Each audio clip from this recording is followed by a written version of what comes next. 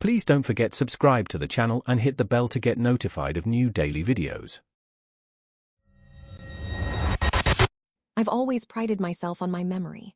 Adrian Scott, the guy who could recall obscure facts, childhood anecdotes, the exact shade of blue in his grandmother's eyes. That's why what's happening now, it's a special kind of hell. I'm writing this because I need to get it out before there's nothing left to remember. It started innocently enough. I'm a freelance digital archivist, and a few months ago I landed a dream gig, a massive, high-paying contract to digitize and catalog decades of meteorological data from an abandoned weather research station. The catch? It was on a tiny, uninhabited island way off the Pacific Northwest coast. Pure isolation. For an introvert like me, and for the money, it sounded perfect. The project manager, Rocky Ferguson, was the one who flew me out.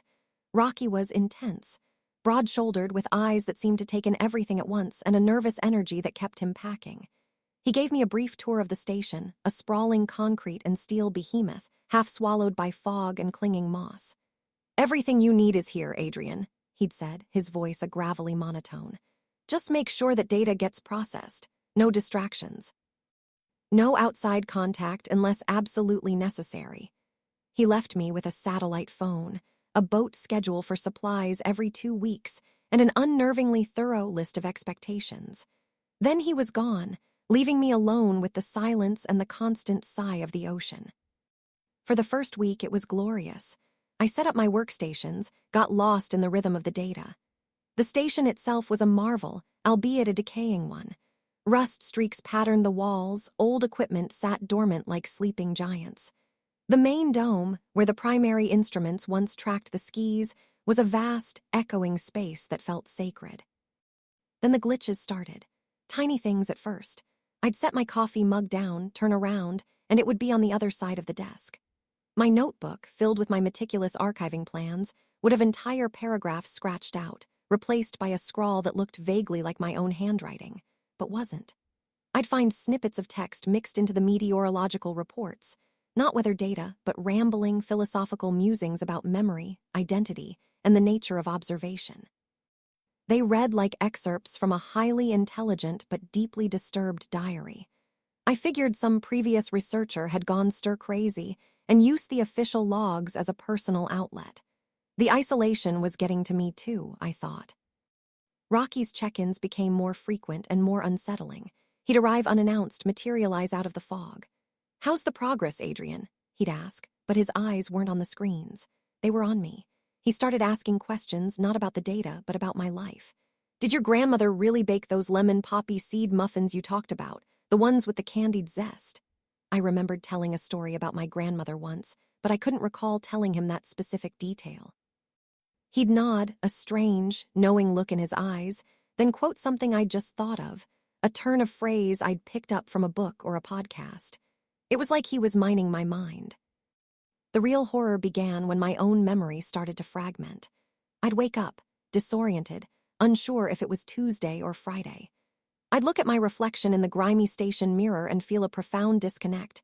That face was mine, but the person looking back felt alien.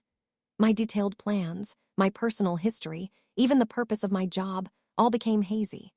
The philosophical ramblings I'd dismissed as a previous researcher's breakdown started to feel familiar, as if they were my own forgotten thoughts. A constant, low hum permeated the station now. I traced it to the main dome, to an old, spherical device at its center, covered in intricate wiring and dormant lights. It wasn't a weather sensor. There were no labels, no identifying marks, but it glowed faintly, a pulse barely perceptible, and it was warm to the touch. In some of the older, truly ancient digital files, not meteorological, but a separate, hidden directory, I found heavily encrypted research notes. I couldn't decrypt much, but keywords kept jumping out.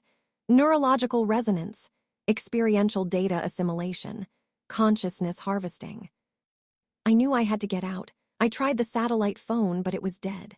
The radio, too. Panicked, I rushed to the dock, hopping to hotwire the supply boat. Rocky was waiting there, leaning against a rusted winch, a faint smile playing on his lips. His eyes, though, were different.